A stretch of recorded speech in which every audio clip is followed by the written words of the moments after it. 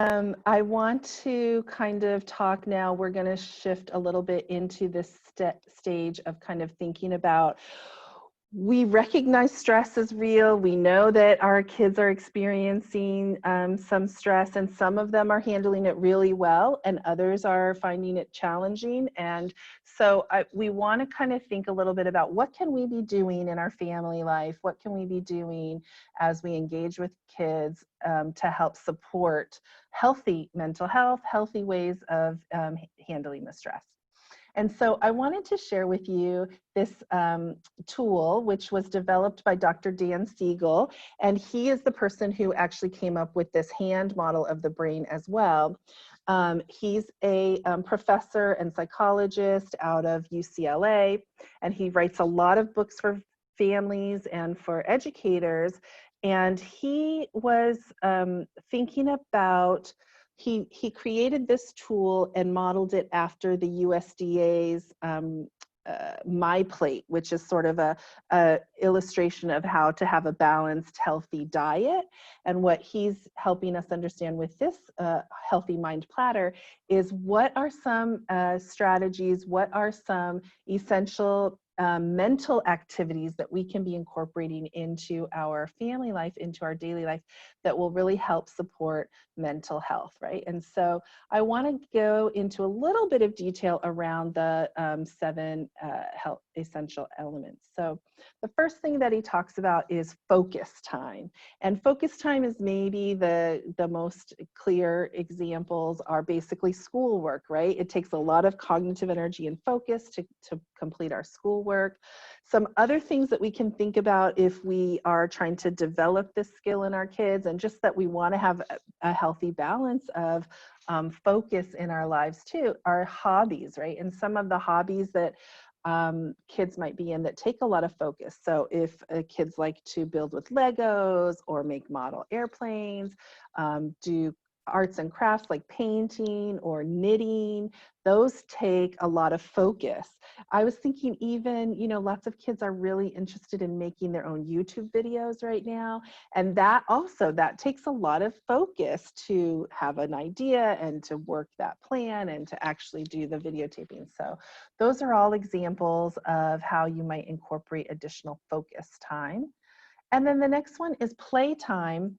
And what I really want to highlight in playtime is encouraging us to add in or allow for unstructured play. So we are really great at putting a lot of structure in our kids' playtime. Kids are, they're doing clubs, they're doing sports, they play instruments, they might be part of scouting or other kinds of community activities.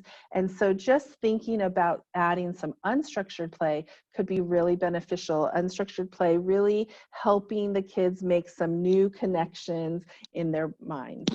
And then thinking also about connect time with people, but also with our environment, with nature. And so many families are taking family walks in the evening. The weather's been beautiful, going hiking, doing more things outside because we have less access to indoor activities like going to the movies or even shopping, right? And so lots of families are taking advantage of this by creating connections with other people in outdoor activities.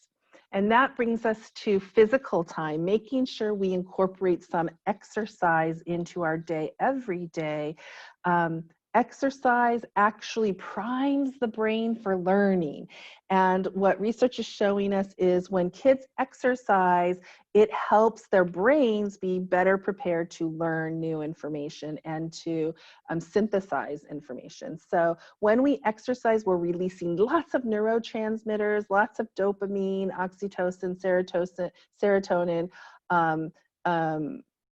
All of these neurotransmitters are super helpful to our physical health, but also to our mental health. So making sure we build in that exercise time every day. And then I also want to just expand a little bit on reflect. So the section on reflection that Dr. Siegel adds in, this is a time when we can really be mindful about internal sort of getting to know ourselves, right? And so this is a space where we might encourage journaling, or really just thinking about our own likes, our own things that we're good at. A lot of people are incorporating gratitude journals, and that's a really great addition to supporting your overall mental health. When we think about things that we are grateful for, it actually activates this other part of our brain called the reticular activating system. The reticular activating system, it's kind of low in the base of our brain. And this part of our brain, what it does is it's really responsible for sort of the self-talk messages that we give to ourselves. And it sort of repeats those messages to us all through the day. So if I have incorporated into my daily practice, like being grateful for something, that message will continue to be sort of circulated in my brain throughout the day. And it's just super beneficial for releasing serotonin, which is sometimes called the happy gene, and the happy hormone. And so reflection time and gratitude, I'm really encouraging that as a daily practice. And then the last two, downtime and sleep time. So downtime is a place where we just give ourselves permission to disengage from high energy cognitive activities, right? And so just some quiet music, some mindfulness activity, some deep breathing, anything that kind of tells your brain, hey, it's okay to take a rest. And that kind of sets up the environment for that is going to be super helpful. And then sleep time, we know the importance of sleep for everyone, especially for children. I don't think anyone is too old for naps, power naps. A consistent nighttime routine is super important. We know how important it is to limit blue light, especially in the evenings. And then also one of the things that is kind of a new piece of research out is that actually our proximity, our physical proximity to our cell phones while we're sleeping impacts the quality of our sleep. So if I sleep with the cell phone next to me, I will have more disturbed sleep. Typically, the research is kind of playing this out, that people who sleep with the phone closer to them have more disturbed sleep than people who sleep with the phone more physically distant from them. So having it on the desk or even outside of the bedroom is going to really help to encourage less disturbed sleep. So what Dr. Siegel is doing with this tool is he's really encouraging us to incorporate all 7 of these elements into our daily life. So now we're going to take a look at some structures, external structures that can support executive functioning. So in a classroom at school, if we saw a student that needed these structures, one of the things we might do is give them a more detailed schedule. Or a schedule that has pictures. Typically, a teacher will have a schedule in front of the class for the whole class to look at, maybe on the whiteboard. And for some students, that's plenty. And then for some students, they might need to have that schedule at their desk to look at. They might need that schedule with pictures, or they might need that schedule broken down into more details, and that can really help. And then another thing we might use in school is called a work system. So a work system is something that tells the child where to start, what to do, what the process will be, and then when that is going to end. And it can be a task that they're individually working on. They might need a work system for when they're working with a teacher, for when the teacher is standing in front of the room. Some teachers will list what they're going to talk about with boxes next to it, and as they go through their content, check it off. And that's something that can reduce a lot of stress for students who need to kind of be able to predict, when is this going to end? Sometimes a teacher talks for 10 minutes, sometimes a teacher talks for an hour. Not knowing what's going to happen can be really stressful. So depending on your child's need for support, you might want to make a more concrete system for them, Or you might be seeing that they're fine and the abstract system that's already been given by the teacher or the school has sent out schedules, and that's just a schedule, a general schedule for everyone to follow, and it's word-based, and so that would be more abstract. Adding pictures or adding more details specific to that, to your student, that would be more concrete. So we're going to just look at a couple of examples. So this is a word-based schedule, but it's definitely more detailed than the school schedule. You can see there's lots of play in between everything. So breaks, those things that Mary said, even the different 7 things, you could put specific things in here. So if they're doing a gratitude journal, it can say that. Or if there's going to be a connection walk with mom or whatever that might be, it could be even more specific. I just made this at home with a piece of paper and a marker. And then this next one I made on the computer. I just used boxes and then put images in the box to represent what's going to be happening at that time. And then the student can check it off and they know they're done when they get to the end. You can see that there's only 4 things on this picture schedule, and that's on purpose. For some students, seeing their whole day, well, that would be so many things and it could feel really overwhelming. So you could just do 1 page at a time, 1 chunk at a time. So every student doesn't need a schedule, and next I'm going to show you work system. Every student doesn't need a work system or a more detailed schedule. I said everybody goes off of a schedule, right? We all go off of a schedule in our lives.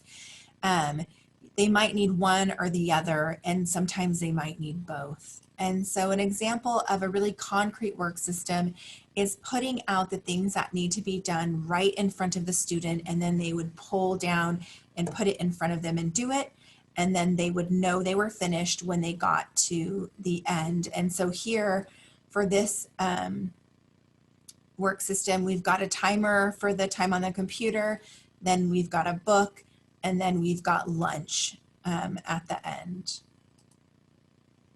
And then for this next one, I put what the break tool or sensory tool would be when they were finished. And so depending on your student, timers really, really help kids kind of organize and understand how long they're going to be doing a certain thing. And if they don't know how long, it can really be stressful for them. And you might be thinking, well, how do I know what kind of system or schedule my student needs? You can kind of gauge by the level of difficulty they're having engaging with their class during synchronous time, when they're online with their teacher, or getting their work done when they're supposed to be getting things out of Google Classroom. Do they struggle with the tech or reading or the actual academics? And then you can kind of play with what you need to do with that. You want to make sure that you're not making the schedule or work system something that will challenge them. You want to make it something they can use and access very easily, more concrete or easier than you might think, so that when they are stressed, they'll still be able to access the learning. And for our elementary students, and even some of our older students, if the student is not able to read at least the 3rd grade level, you want to add visuals and pictures, because when they're stressed, the decoding words and things like that, that's all executive functioning. That's going to be one of the first thing that goes. But if they can see the picture, then even when they're under a little bit of stress, they're able to still follow their routine. And so just one more example, when I was kind of taking my own brain break, when I was trying to create these systems at home and take pictures, I was looking at Facebook and I saw a friend who posted this. She was getting the workspace ready for her kids.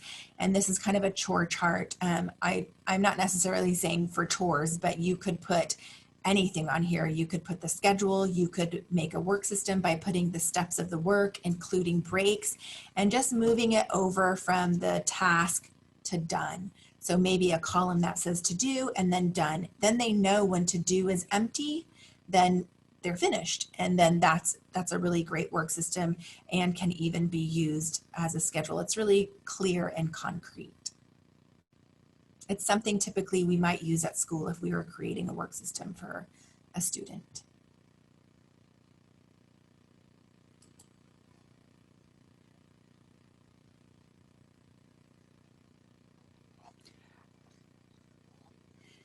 So this is another point in the presentation where we'd like to